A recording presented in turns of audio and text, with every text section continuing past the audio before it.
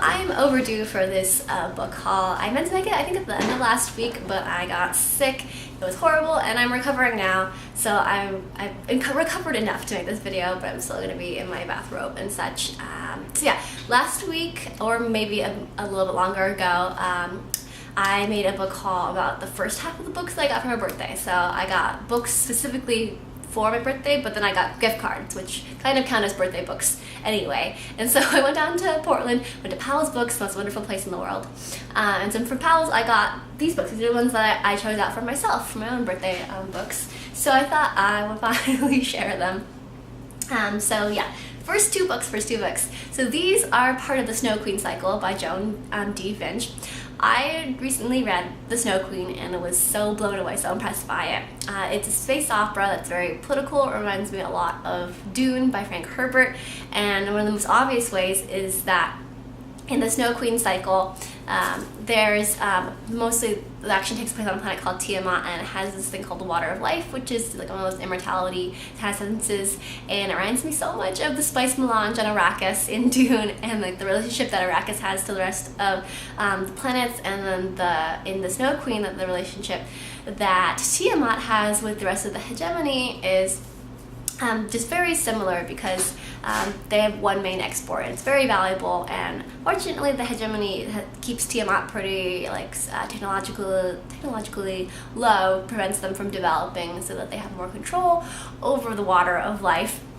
And Tiamat has like this really interesting solar phenomenon where 150 out of 300 years it's summer, and 150 out of 300 years it's winter.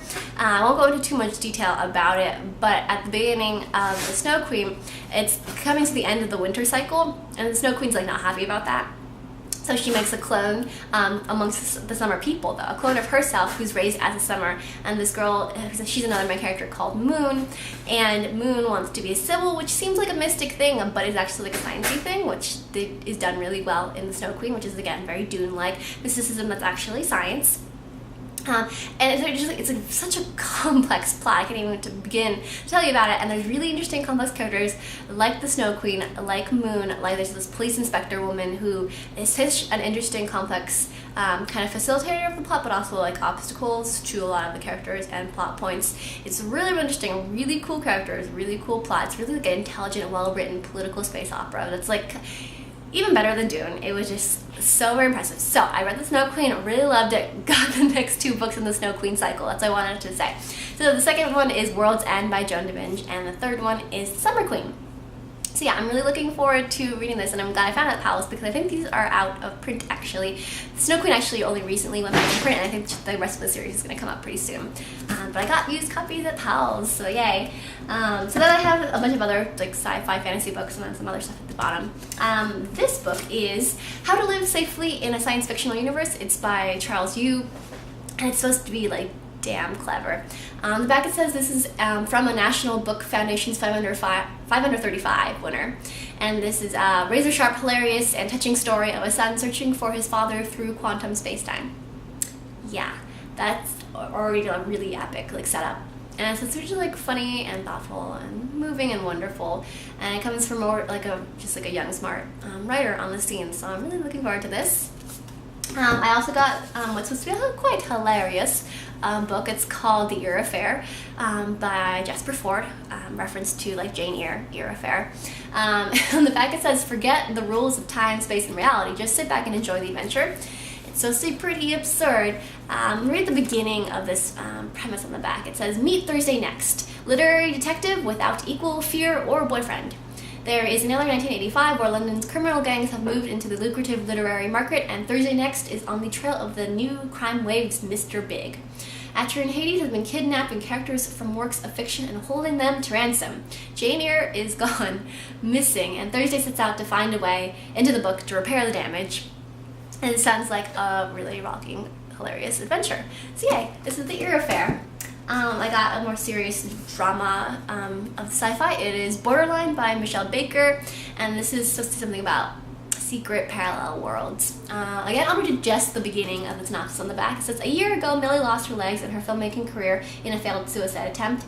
And just when she's sure the credits have rolled on her life story, she gets a second chance with the Arcadia Project, a secret organization that polices the traffic to and from a parallel reality filled with creatures straight out of myths and fairy tales. So yeah, this is going to be a really cool adventure to read. I'm really just blowing through this because I'm like not feeling great. I'm still a little sick. This is a book that I just saw while browsing through the sci-fi fantasy aisle. And I was like, hey, this looks really cute. I don't read much children's books. I'm sure this is a children's book. I'm pretty sure it's about like a girl who gets turned into a cat by the cats of Tanglewood Forest. And I recognize these other names in fantasy. It's written by Charles Dulint, and it's illustrated by Charles Vess. See, this is the Cats of Tanglewood Forest. It was super random. I saw it on the shelf and I was like, sure, why not? I'm here and it looks interesting. Okay. I also, interestingly enough, went to the mythology section. I don't really know much about mythology. I read basically that book by Edith Hamilton that like everyone read in school. But then I picked out some mythology because I've been reading about mythology in fantasy worlds, and like I'm just really interested in the world building of a mythology, so I thought I'd read about like our real life mythology. So these are the two books that I just picked out from the shelves. One of them is called When God Was a Woman, and it has an interesting subtitle. It's called The Landmark Exploration of the Ancient Worship of the Great Goddess and the Eventual Suppression of Women's Rights. This is by Merlin Stone, and I know it's pretty controversial, but I'm pretty interested in kind of goddesses rather than gods and kind of how that worked in ancient times. So I'm looking forward to reading this and kind of thinking about it really critically about the evidence and analysis and how that goes. The other book, I just picked it up off the shelf because it had a pretty cover. Alright, and I was like, ooh, what's this? It's a book by Isaac Asimov, like the Isaac Asimov of like the classic era of science fiction. I didn't know the sci-fi writer wrote a book about mythology. It's called Words from the Myths, and in it, Isaac Asimov like retells ancient mythology and then kind of writes about its effects on our modern language. Like legit, Isaac Asimov wrote this. I did not know this. I saw this on the shelf and I was like, what's this? And it was literally, I left the sci-fi section, but I found Isaac Asimov here in mythology, and it was really cool, so I got this book too. Lastly, I got a book that this is the one book I knew that I actually wanted to get at Powell's. I wanted my own used copy of this.